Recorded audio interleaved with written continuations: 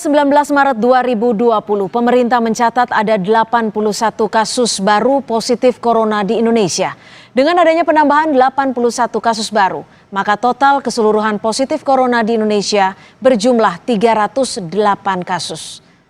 15 orang diantaranya telah dinyatakan sembuh, sementara 25 orang meninggal dunia. Hingga kini setidaknya ada 16 provinsi yang warganya telah dinyatakan positif terjangkit corona.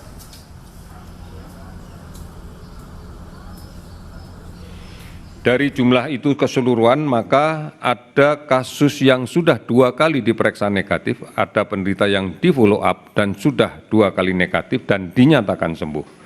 Untuk DKI Jakarta bertambah 4 orang yang dinyatakan sembuh, sehingga totalnya menjadi 13. Kemudian total keseluruhan kasus yang sudah sembuh adalah 15 orang. Maka total kasus kematian adalah 25%. Total kematian 25% ini kurang lebih adalah sekitar 8% dari total kasus yang kita rawat.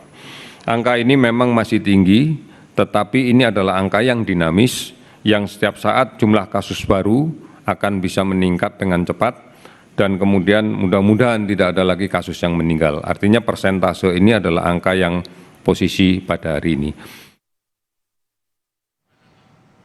Jumlah korban meninggal hari ini tercatat bertambah sebanyak 6 orang. Mereka tersebar di 2 provinsi dengan rincian 5 orang di DKI Jakarta dan 1 orang di Jawa Tengah.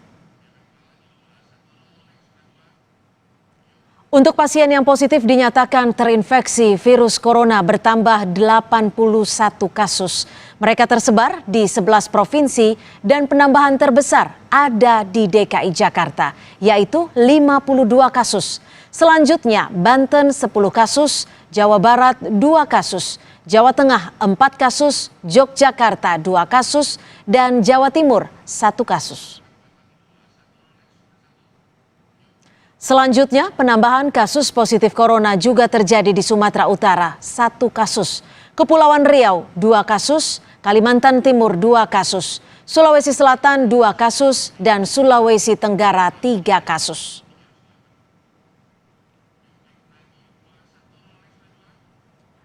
Juru bicara pemerintah untuk penanganan kasus corona, Ahmad Yuryanto, menyebut mayoritas kasus kematian pasien corona yaitu karena penyakit pendahulu sebelum mereka terjangkit corona.